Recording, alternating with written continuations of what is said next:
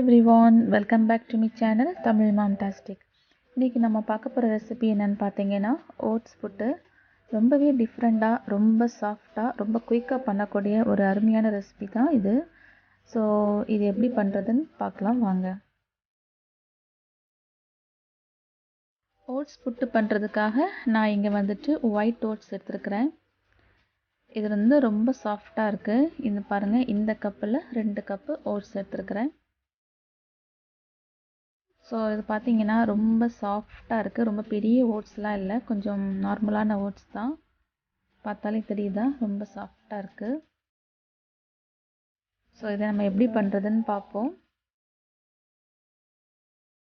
இப்போ அதுக்கு தேவையான பொருட்கள் வந்து தேங்காய் தான், வேறு எதுவுமே நான் சேர்க்கலை. உப்பு, தேங்காய், ஓட்ஸ், அவ்வளோதான். இப்போ மிக்ஸ் பண்ணிடலாம். ஸோ நார்மலாக நம்ம புட்டுக்கு மிக்ஸ் பண்ணுற மாதிரி தான். ஆனால் வந்து நம்ம அரிசி மாவுன்னா அதில் நல்லா தண்ணி குடிக்கும், இது வந்து தண்ணி குடிக்காது. ஸோ தண்ணி ஊற்றி விரவும் போது கொஞ்சம் கவனமாக விரவிக்கணும். இப்போ இந்த ஓட்ஸை வந்து ஜஸ்ட் இந்த மாதிரி கை வச்சு நல்லா இந்த மாதிரி பிரேக் பண்ணி விட்டுக்கோங்க. இப்போ இதில் வந்துட்டு டிப்பு என்னன்னு பார்த்தீங்கன்னா, இதை வந்து மிக்சியில் போட்டுட்டு ஒரே ஒரு ரன் போட்டு எடுத்துடணும். அதாவது 1 செகண்ட் தான் ஓட விடணும். அப்படி நீங்கள் லைட்டாக பொடி பண்ணிவிட்டு பண்ணால் கூட ரொம்ப அழகாக இருக்கும்.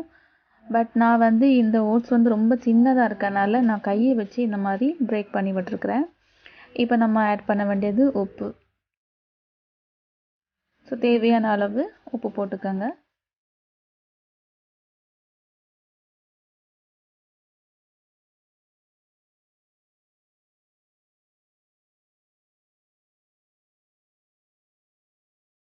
இப்போ கை வச்சு நல்லா மிக்ஸ் பண்ணியாச்சு. ஸோ நான் ஏற்கனவே சொன்ன மாதிரி உங்களுக்கு வந்து இன்னும் சாஃப்டாக இருக்கணும்னா லைட்டாக மிக்ஸியில் போட்டு அடித்து எடுத்துக்கோங்க. இப்போ கொஞ்சம் கொஞ்சமாக இந்த மாதிரி தண்ணி விட்டு, அதாவது தண்ணி தெளித்து இந்த மாதிரி மிக்ஸ் பண்ணணும். நீங்கள் ஒரேடியாக தண்ணி விட்டீங்க அப்படின்னா அது வந்து நல்லா உருண்டு களி மாதிரி ஆயிரும். ஸோ அதில் கொஞ்சம் கவனமாக இருந்துக்கோங்க. ஜஸ்ட் இந்த மாதிரி லைட்டாக தண்ணி விட்டு விட்டு நீங்கள் பண்ணிங்கன்னா அழகாக வந்துடும்.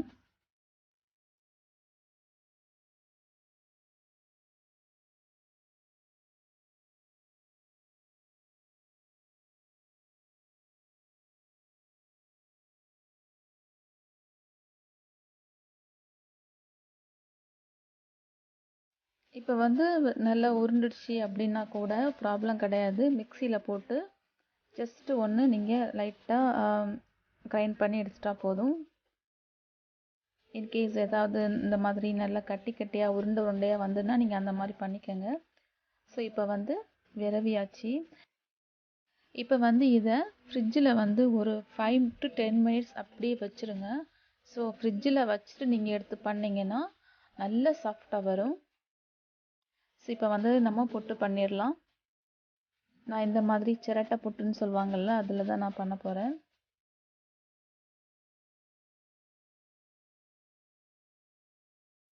நம்ம எடுத்து வச்சுருக்கிற தேங்காய் இருக்குல்ல, அதில் கொஞ்சமாக போட்டுக்கலாம். நார்மலாக நம்ம வீட்டில எல்லாம் சாதா புட்டுலாம் அவிப்போம்ல, அரிசி மாவு புட்டு அது மாதிரி தான். இந்த மாதிரி லேயர் லேயராக போட்டிங்கன்னா நல்ல டேஸ்ட்டாக இருக்கும். இப்போ ஃப்ரிட்ஜில் ஒரு 5 நிமிஷம் வச்சு தான் எடுத்துருக்கிறேன். ஸோ அதனால உங்களுக்கு வந்து கொஞ்சம் சாஃப்டாக இருக்கும், கொஞ்சம் மாய்ஸ்சரைஸாக இருக்கும் அப்படி பண்ணும்போது. ஸோ இது மாதிரி லேயர் லேயராக போட்டுக்கோங்க. தேங்காயும் அப்புறம் நம்ம புட்டு மிக்ஸு இந்த மாதிரி போட்டு வச்சுக்கோங்க.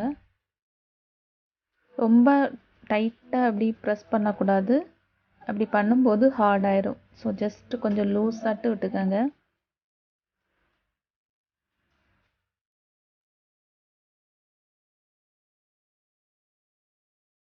இப்போ வந்து புட்டு அவிச்சிடலாம்.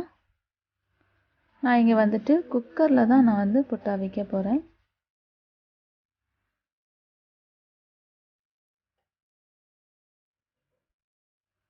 இப்போ ரெடி ஆயிடுச்சு.